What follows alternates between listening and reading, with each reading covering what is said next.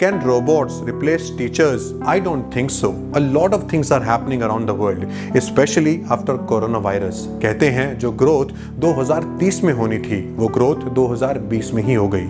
आज पूरी दुनिया आर्टिफिशियल इंटेलिजेंस, रोबोटिक्स से अच्छी तरह से अवेयर है।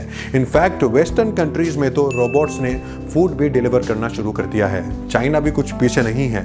चाइना में रोबोट्स फूड भी डिलीवर कर रहे हैं। इनफैक्ट चाइना में रोबोट्स ने कोरोना वायरस के टाइम पे भी बहुत मदद की। रोबोट्स ने पेशेंट्स तक फूड और मेडिसिन पहुंचाने में मदद करी और पेशेंट्स को उनके घर से हॉस्पिटल पहुंचाने में भी मदद करी।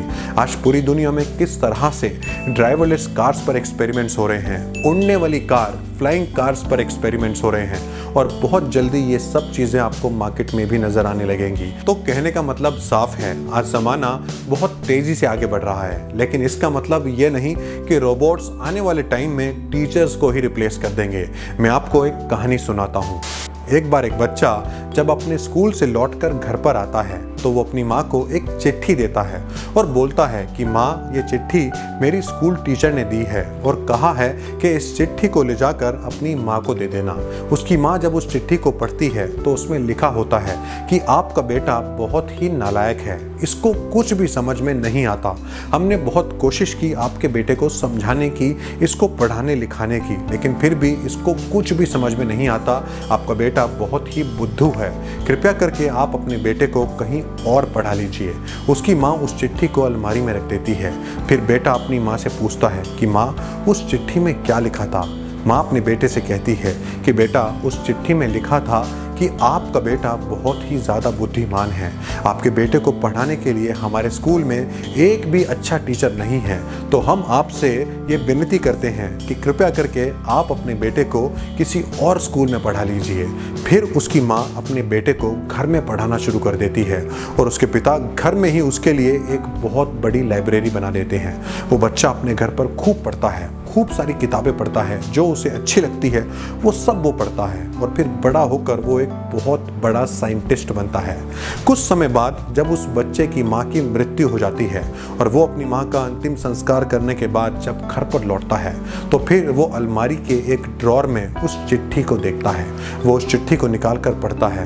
पढ़ते पढ़ते उस बच्चे की आंखों में आंसू आ जाते हैं।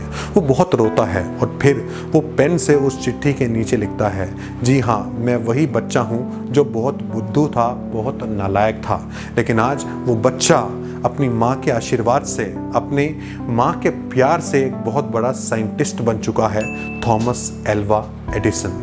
ये होता है प्यार एक माँ का। तो कहानी का सार ये है, अगर थॉमस एडिसन के टीचर उनको स्कूल से ना निकालते तो फिर वो इतने बड़े साइंटिस्ट कभी ना बन पाते, वो इलेक्ट्रिक बल्ब का आविष्कार कभी ना कर पाते।